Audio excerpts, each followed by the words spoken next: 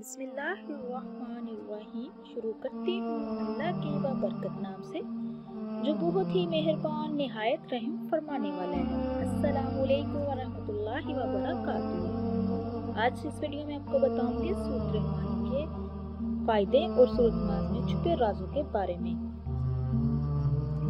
तो चलती हूँ अपनी वीडियो की तरफ। कुरान पाक में जिस सूरत मुबारक को सबसे ज्यादा पसंद किया जाता है वो है सूरत रहमान। दिल में सबसे ज्यादा तलावत इस सूरत मुबारक की जाती है, लेकिन क्या हमने भी कभी जानने की कोशिश की है कि इस सूरत मुबारक में ऐसी कौन सी बात है जो ये इतनी मकबूल सूरत है? क्या हमने कभी इस सूरत मुबारक में दिए गए पैगामात को समझने की कोशिश की है? और वो क्या वजह है कि मेडिकल फील्ड्स में इस सूरत ने जो काम कर दिखाया है जहां मेडिकल साइंस फेल हो गई है? आज की इस वीडियो में मैं आपको सब मालूमात देने जा रही हूँ। आज की इस वीडियो में आपकी ज़िंदगी बदलने वाली है।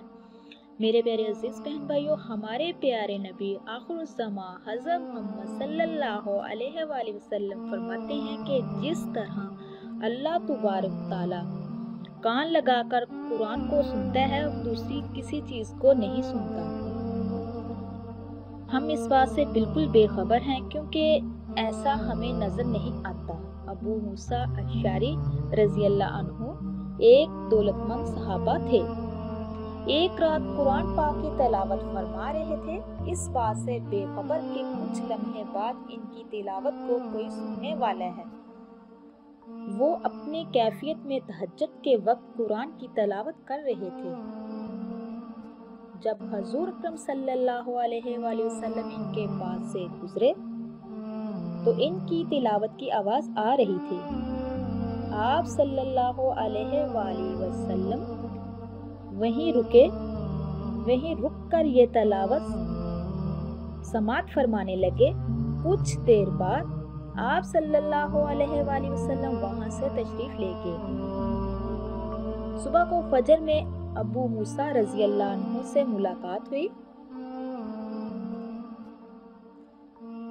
तो तहसीन के अंदाजे में फरमाया, ए अबू मूसा, तुझे तो अल्लाह तबारक तआला ने दाऊद के साजों में से एक साज अता फरमा दिया है कि जब दाऊद अलैहिस्सलाम रात के पिछले पहर हम के तराने में होते तो कुरान में है कि परिंदे साथ साथ शामिल हुआ करते थे।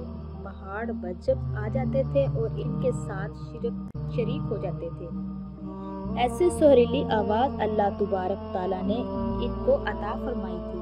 कुरान करीम में जो हुस्न है, जिस हुस्न माइनी कहते हैं, वो तो हर लफ्ज में मौजूद है, लेकिन अल्फाज का ये हुस्न अपनी ज़ाहरी शक्ल में अपने अरूज पर आपको सूरत रहमान में नजर आएगा। इसके अलावा कुरान की ये सूरत मुबारक इस इत्बार से भी मुमताज है कि इसकी इब्तदाई 4 आयतों में गौर करेंगे।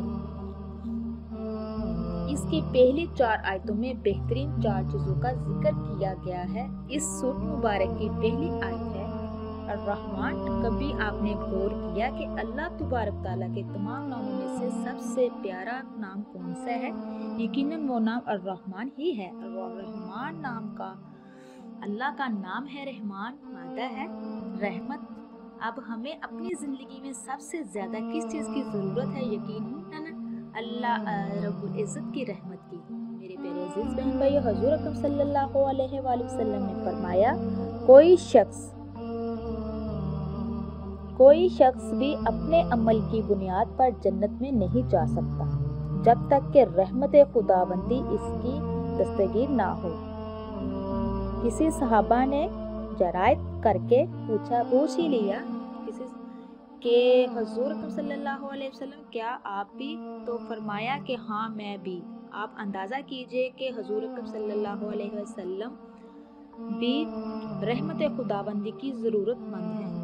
तो हमारे जैसे गुनाहगारों की तो सबसे बड़ी ज़रूरत रहमत खुदाबंदी है।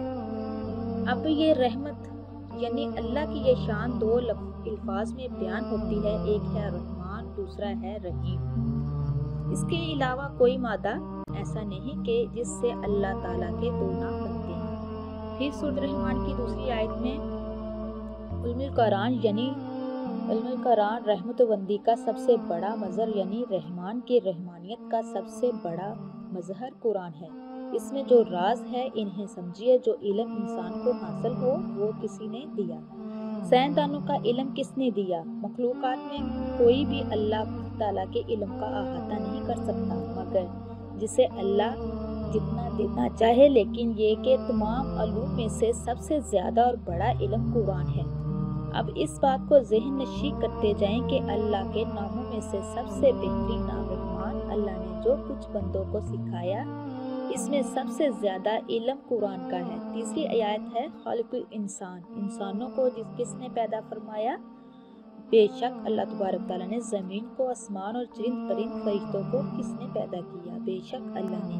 اس کا مطلب یہ ہے کہ اللہ کی تمام مخلوقات بہترین مخلوق انسان ہے، تو اس کا مطلب یہ ہے کہ تخلیق میں اونچی تخلیق انسان آئے۔ ایک بار پھر سے پہلی آیت کو دہراتی چلو۔ سورۃ الرحمن میں اللہ تبارک تعالیٰ فرماتا ہے اللہ کا سب سے اونچا نام رحمان، علوم میں سب سے اونچا نام قرآن اور تخلیق میں سب سے اونچی تخلیق انسان۔ جبکہ چوتھی آیت میں ذکر آتا ہے علم البیان یعنی علم بیان۔ ایک بار سوچئے صحیح کہ اگر انسان کے اندر کتنے اعضاء ہے، کتنی صلاحیت ہے، کتنے حواس، ایک انسان جسم میں سر سے لے کر پاؤں تک اندر اور باہر سب کچھ کس عظیم ترتیب سے موجود ہے، لیکن یہاں بھی سمجھ لیجیے کہ ایک انسان کے اندر جتنی بھی صلاحیت ہیں، جو کچھ بھی ہے، ان میں سب سے بہترین چیز یعنی کلام ہے، اور کلام کی اس خصوصیت کی وجہ سے انسان کو حیوان منطق کہتے ہیں، تاکہ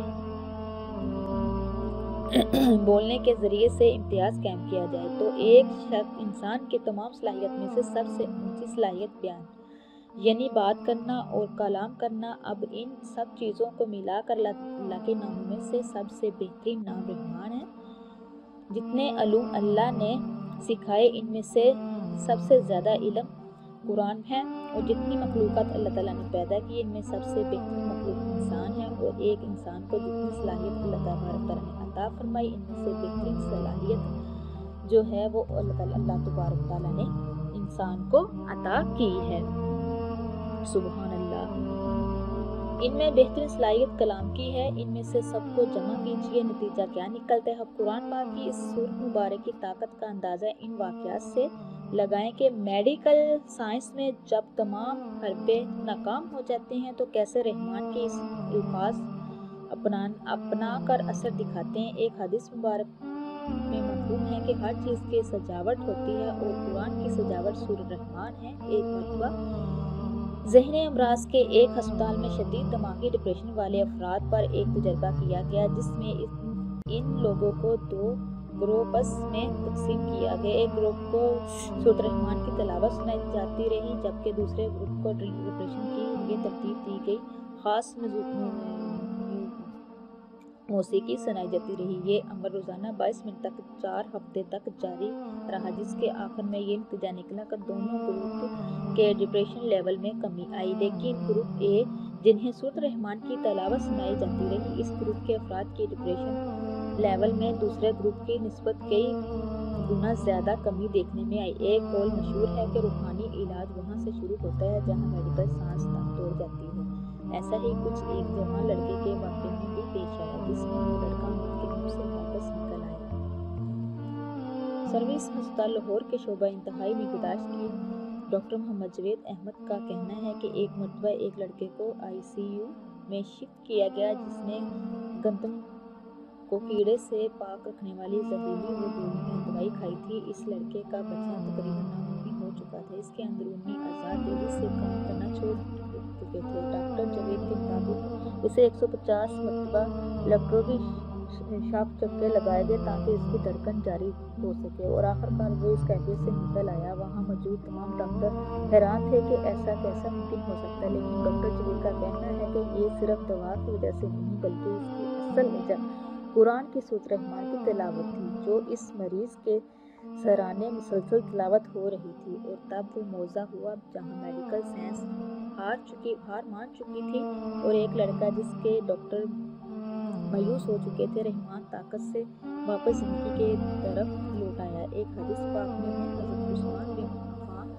रज़ी अल्लाह तआला से रवायत है कि आप सल्लल्लाहु अलैहि वसल्लम ने फरमाया, तुम में से बेहतर वो शख्स है जो खुद कुरान सीखे और दूसरों को इसका मतलब इसका कलाम जो एक इंसान सबसे बेहतर सलाहियत रखता है इसका इस्तेमाल घटिया तरीके से ना किया जाए। ये कुव्वत कलाम ये सबसे बेहतरीन अमल है, तो इसका इस्तेमाल भी बेहतरीन होना चाहिए। इसी तरह अल्लाह तबारक तआला ने हमें कुव्वत गोयाई अता की है, बोलने का तरीका सिखाया है, इंसानों को जानवर से कुव्वत गोयाई के सबब अलग रखा है। तो इस सलाहियत को सिर्फ दुनिया के लिए ही वक्फ मत करो, इसे अल्लाह के कलाम को फैलाने में और इंसानियत का दिल जीतने में सर्फ करो।